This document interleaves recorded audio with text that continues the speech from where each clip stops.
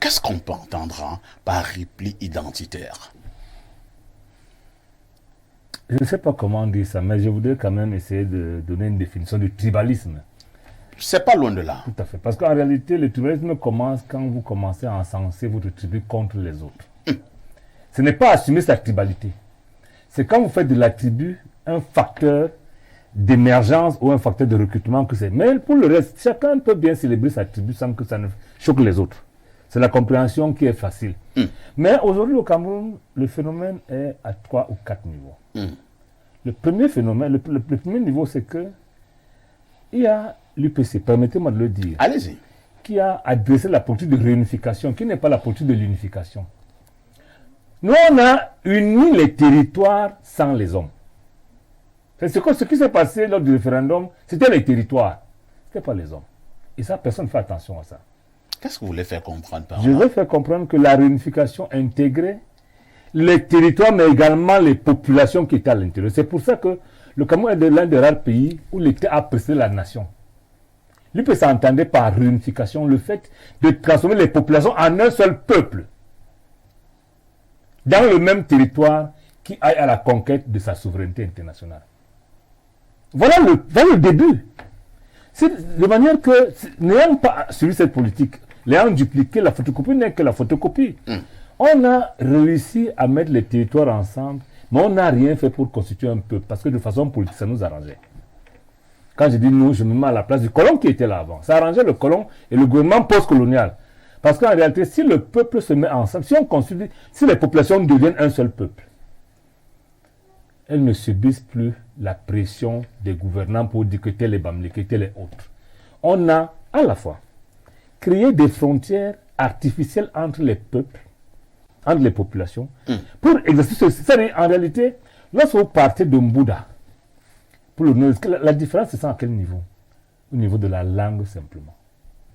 Lorsque vous partez, je rappelle que l'Union Ekele actuelle date d'un décret du 9 octobre 59. C'est le parti qui se battait pour la réunification ne connaît pas l'Union Ekele. Ils connaissent la région de la Sanaga-Martine.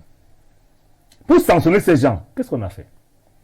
On a saucissonné, on a cru qu'en divisant les territoires, avec l'objectif de diviser les hommes, on en est là aujourd'hui. Maintenant, ça c'est le côté du colonial et un peu post-colonial. L'autre côté également qui est lié à ça, c'est le fait qu'on ait à un moment décidé qui doit faire les affaires et qui doit faire l'administration. Ça a été dit dans ce pays. Ah bon? Oui. Elle a fait une politique où on disait que les autres doivent faire les affaires, les autres la politique. Et Ahidjo avait décidé qui devait faire les affaires? Le Grand Nord et l'Ouest. Ah bon? Regardez comment on a finalement. Non, c'est vrai, c'est un débat choquant, mais il faut être honnête aujourd'hui. Puisque c'est devenu une crise, il faut en parler de façon sérieuse. Lorsqu'on a créé la SNI en 64, c'est parce qu'il n'y a pratiquement aucun homme d'affaires camerounais qui est capable de concurrencer les Pakistanais, les Grecs qui étaient là. Mais à qui? Je suis d'accord sur le principe qu'il fallait quand même créer une nouvelle génération d'hommes d'affaires camerounais. Qu'est-ce qu'on a fait? On a pris ceux qui avaient des prérequis, notamment les ressources du Grand Nord et de l'Ouest. Je dis bien l'Ouest géographique, pas l'Ouest administratif. On leur a permis de faire les affaires au nom du Cameroun. Malheureusement, et en même temps, on a quand même créé des sociétés étatiques qui avaient pour... Il faut également rappeler, sans toutefois vous interrompre, que pour le cas même du président Amadou Ahidjo, nous avons des informations selon lesquelles Ahidjo leur a même donné de l'argent. Mais c'est ce que je dis, non pas Ahidjo, l'État du Cameroun a donné de l'argent. C'est pas ça qui a condamné. C'est ce que cet argent a produit. Cet argent a produit des gens qui pensent qu'ils sont... C'est pas ethnique, hein. Moi je parle des individus qui vont traîner leur communauté là-dedans. Qui pensent que comme ils ont de l'argent, ils peuvent avoir le reste. C'est-à-dire, ayant été d'accord hier, c'était un pacte tacite. Vous savez bien qu'au Nigeria, quand un président vient de musulman, la prochaine fois, sans que ce soit écrit, il doit être chrétien. Un chrétien. Dans la commune de... Il y a une commune dans la Léké, où les groupements se partagent la commune sans que ce soit écrit. D'ailleurs, il y avait un pacte non écrit qui disait que il y a des gens qui devaient être des magistrats, d'autres pas, d'autres commerçants. Aujourd'hui, 70 ans plus tard, les gens ont acquis une surface financière, ils commencent à rêver de plus. Maintenant, il y a également l'urbanisation. C'est un facteur, c'est-à-dire, il y a la capitale politique, Yaoundé, la capitale économique qui est Douala, mais les grands centres urbains, ça attire les populations à la recherche de leur survie, c'est tout à fait normal. Et du coup, les populations qui sont nées là, ou bien qui sont arrivés là avant les autres, se retrouvent minoritaires pour parler de façon prosaïque chez eux. La troisième chose, elle est carrément politique. Lorsqu'on découpe le Cameroun pour dire quelle zone doit avoir les députés, on dit bien, et ça c'est la loi que je dis, sur le conseil régional, chaque région a 10 conseillers, non, 100 sénateurs, 100 conseillers régionaux. Sur les sénateurs, chaque région, quel que soit pareil le nombre de départements, a 10 sénateurs. Maintenant, les gens se sont installés partout au Cameroun et estiment que c'est normal de pouvoir conquérir les postes de maire, de machin. Mais la coïncidence, et là c'est dangereux, il faut le dire, il faut voir quoi d'adresser cette problématique. La coïncidence veut que il y a seulement 2 ou 3 communautés qui peuvent être tout partout. C'est pas qu'ils aient interdit aux autres d'être ça chez eux, hein? Enfin, disons ça comme ça de façon prosaïque. Mais la coïncidence veut que lorsque vous arrivez à Yaoundé, à Douala, pratiquement à Douala et Yaoundé, ça le problème se pose. Vous pouvez avoir des députés qui, de façon anthropologique, n'ont aucun lien avec le territoire. À Douala également. Maintenant, il arrive également que, comme les Camerounais se sont reçus entre eux, c'est-à-dire qu'il n'y avait pas de problème qu'un gars de Vogada offre le point de terre pour construire à son frère qui vient de Bamenda ou de l'Ouest. Malheureusement, à terme, comme chacun avait une lopin de terre, je peux dire limitée, il arrive que vos petits-enfants soient obligés d'aller se débrouiller du côté de Bankomo, du côté de Makak. Et le problème se pose, c'est un problème sociologique qui se pose. Les enfants commencent à dire, mais d'où vient-il que moi je sois de Vogada et qu'un frère qui est venu de Makak soit plus propriétaire de terrain que moi? Soit c'était un don, soit il l'a acheté, tout ça c'est légal. La dernière chose parfois ici, c'est que des gens, parce qu'ils sont devenus nombreux quelque part, s'organisent. L'organisation sociale, de manière que, sinon, je dis ça, c'est valable partout, hein. Les gens de Makak sont nombreux en Vogada, n'importe quoi. Ils créent une communauté de gars de Makak, ils se rencontrent entre eux. Le danger vient quand ils veulent créer une chefferie là-bas. C'est-à-dire, le chef de la communauté est un peu pour eux, au-dessus ou en dehors de la chefferie anthropologique. Qu'est-ce qui se passe dans 70 ans plus tard? Il y a une prise de conscience de tout ça. C'est l'environnement politique qui nous amène à réfléchir à ça. Mais attendez, moi je suis à Yaoundé. Le problème n'est pas posé depuis 30 ans. Hein. Pourquoi il y a un député Bamlika à Yaoundé? Parce que les gens découvrent à cause des travers de l'argent. C'est-à-dire, en fait, c'est parce que quand on a l'argent, on commence à croire qu'on peut tout acheter. Mais de façon normale, nous n'avons aucun problème. Lorsqu'on vit en dehors de l'argent, allez au quartier, il n'y a pas ça au bar, il n'y a pas ça au restaurant, il n'y a que ça, il y a ça que lorsqu'on parle de la politique et de la conquête du pouvoir.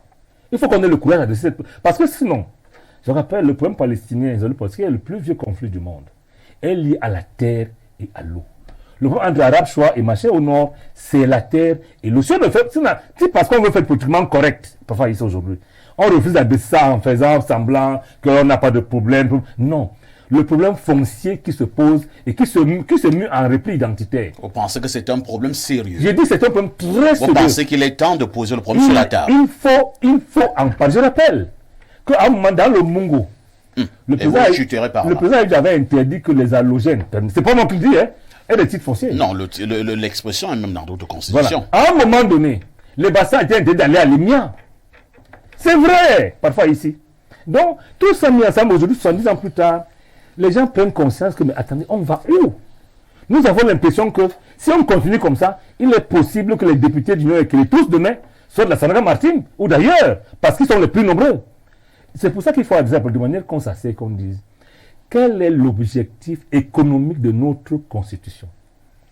Quel est l'objectif économique et social de notre loi sur la décentralisation? Qu'est-ce que ça veut dire? Comme nous y mettre un compte, de manière que de façon claire, que chacun sache que je peux partir de Makak pour Yaoundé, mais voilà ce que je dois laisser au gars de Yaoundé. Ou alors on dit, tout le monde peut faire n'importe quoi, n'importe où, il faut que ce soit clair, de manière que, parce qu'on a des lois qui sont un peu équivoques.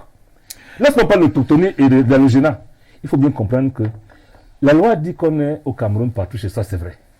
Mais ce n'est pas vrai. C'est ce que la loi dit, mais ce n'est pas parfois ici. La preuve, lorsque je prends un ami, j'avais un ami ici, le procureur Noudou, qui était chef à Messa. Oui. Qui était également un grand directeur de publication. Ouais, on rigolait souvent et je disais que le jour que tu vas mourir, parce que je me moquais de lui, comme tu es gros là, tu vas mourir avec moi. Il me dit, il est même possible que malgré ton sport, tu me raves. On rigolait. Il disait que tu es chef, non, il me dit oui. Si les gens viennent déporter le corps du chef, je vais m'y opposer. J'estimais qu'un chef de Messa ne peut pas être enterré ailleurs qu'à Messa, malheureusement. Lorsque le corps de mon ami l'époque venue, a pris la route de l'Ouest. J'ai commencé à comprendre ce que mes frères disaient à côté, que tu es même chef de quoi? Pourtant, c'est un gars qui a passé 40 ans au même endroit, qui avait des bons rapports avec tout le monde, mais la réalité sociologique et historique nous impose de nous arrêter juste pour dire pourquoi les Bassa qui meurent à Yaoundé vont être enterrés à Makak? Pourquoi les Banoki qui meurent à Douala vont être enterrés à l'Ouest? Ça veut dire que nous sommes attachés à nos terres. Mais pour autant, la terre, notre terre, c'est où? Il faut mettre un contenu, parce que sinon, on va droit vers le mur. La prochaine guerre civile sera adressée par les hommes politiques. C'est-à-dire, on va opposer les tribus entre elles pour des raisons purement politiques. Nous osons croire qu'il n'y aura pas de prochaine guerre civile. Et pour ne pas en arriver là, il faut en parler.